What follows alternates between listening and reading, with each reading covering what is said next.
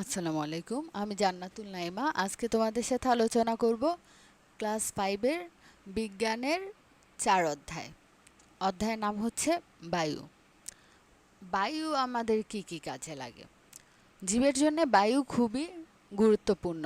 বায়ু ছাড়া জীবন বা জীব বেঁচে থাকতে পারে না। উদ্ভিদ বায়ুর কার্বন ডাই অক্সাইডের সাহায্যে খাদ্য তৈরি করে। আবার শ্বাস গ্রহণের জন্য প্রাণীর বায়ুর অক্সিজেনের প্রয়োজন হয়। উদ্ভিদ বায়ু থেকে কার্বন ডাই অক্সাইড গ্রহণ করে খাদ্য তৈরির জন্য। আবার প্রাণী শ্বাস গ্রহণের জন্য কি করে? অক্সিজেন গ্রহণ করে বায়ু থেকে।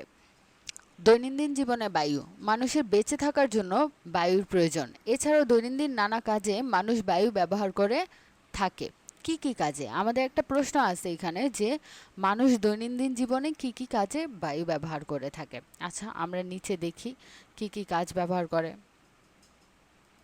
আমরা এখানে দেখতে পাচ্ছি একটা মেয়ে কিছু নিয়ে খেলা করছে। চরকাঠি। পর্যবেক্ষণে কি বলছে? চরকাঠিটির কি ঘটে, কেন ঘটে? চরকাঠি কিন্তু বাতাসের দিকে ধরলে ঘুরতে থাকে। কেন? বায়ুর কারণে।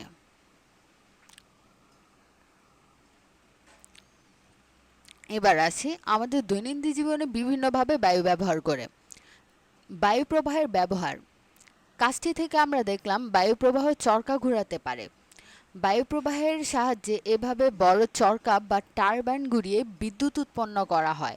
টারবাইন হচ্ছে পানির মধ্যে পানির স্রোতকে কাজে লাগিয়ে বিদ্যুৎ উৎপন্ন করা। দৈনন্দিন জীবনে বায়ু প্রবাহের নানাবিধ ব্যবহার রয়েছে। মানুষ শরীর ঠান্ডা রাখতে হাত পাখা বা বৈদ্যুতিক পাখার বায়ু প্রবাহ ব্যবহার করে। আমরা গরম লাগলে কি করি? বৈদ্যুতিক পাখা চালাই। এটাও বায়ু প্রবাহের মাধ্যমেই হয়। বায়ু প্রবাহ ব্যবহার করে নদীতে পালতোলা নৌকা চলে। কোনো ভেজা বস্তুকে শুকানোর জন্য বায়ু প্রবাহ ব্যবহার করি। আমরা কাপড় শুকাতে দিলে ভেজা কাপড় শুকায় যায়। কারণ কি? বায়ু প্রবাহের জন্য। বায়ু প্রবাহ ভেজা বস্তু থেকে দ্রুত পানি সরিয়ে নিতে পারে। আমরা ভেজা কাপড় শুকানোর জন্য খোলা জায়গায় বাতাসে মেলে রাখি। আবার ভেজা চুল শুকানোর জন্য হেয়ার ড্রায়ার বায়ু প্রবাহ ব্যবহার করি। হেয়ার ড্রায়ার অনেকের চিনা চুল শুকানোর জন্যে। এতেও বায়ু প্রবাহ ব্যবহার করে চুল শুকানো যায়। যেমন আমরা পাশের চিত্রে দেখি ড্রায়ারের মাধ্যমে ভেজা চুল শুকানো।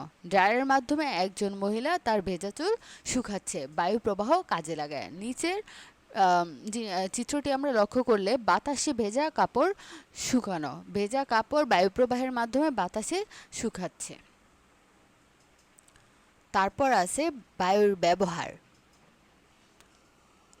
ফুটবল, গাড়ি, রিক্সা বা সাইকেলের টায়ারে ফোলানোর জন্য মানুষ বায়ু ব্যবহার করে। এছাড়াও মানুষ বায়ুর উপাদানগুলোকে বিভিন্নভাবে ব্যবহার করে থাকে। শ্বাসকষ্টের রোগী, ডুবুরি এবং পর্বতারোহীকে অক্সিজেন সিলিন্ডারের মাধ্যমে অক্সিজেন সরবরাহ করা হয়। যেমন রিক্সার টায়ার বা ফুটবলের চাকা, রিক্সার টায়ার, হ্যাঁ, ফুটবল, এগুলার টায়ার এগুলাতে পাম্প করে বায়ু প্রবাহের মাধ্যমে ফুলানো হয়। এবং আমরা যদি লক্ষ্য করি একটা বেলুনে ফু দেওয়ার সাথে সাথে ফুলতে থাকে। কেন? এইখানেও বায়ু প্রবাহের কাজ রয়েছে। তারপর ডুবুরিরা অক্সিজেন সরবরাহ করে বায়ু প্রবাহের মাধ্যমে। ইউরিয়া সার তৈরিতে এবং প্যাকেট বা টিনের কৌটায় বিভিন্ন খাদ্য যেমন মাছ, মাংস, চিপস ইত্যাদি সংরক্ষণে বায়ুর নাইট্রোজেন ব্যবহার করা হয়।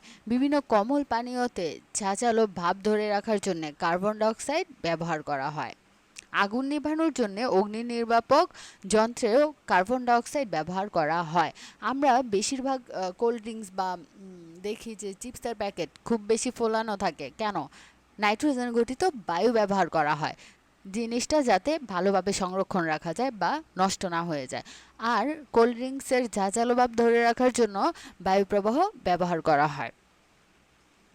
এভাবেই বায়ু মানুষের দৈনন্দিন জীবনে অনেক গুরুত্বপূর্ণ ভূমিকা পালন করে। তাহলে আমাদের প্রশ্নের আনসার কিন্তু আমরা পেয়ে গেছি যে বায়ু দৈনন্দিন জীবনে অনেক কি ভূমিকা পালন করে।